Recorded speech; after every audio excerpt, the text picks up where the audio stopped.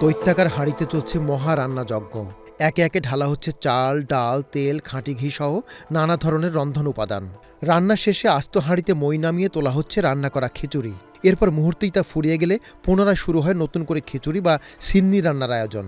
বলছি আজমির শরীফের রন্ধনশালার কথা, যেখানে প্রতিদিন রান্না করা হয় প্রায় 2.5 টন খিচুড়ি।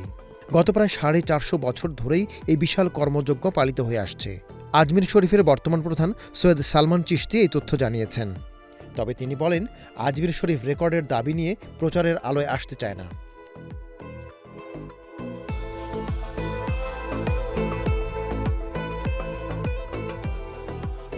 তবে এই যে 450 বছর ধরে আজমিরের খাদেমেরা এই বিপুল পরিমাণ খিচুড়ি রান্না করে আসছে, তারও একটা স্বীকৃতি থাকা দরকার।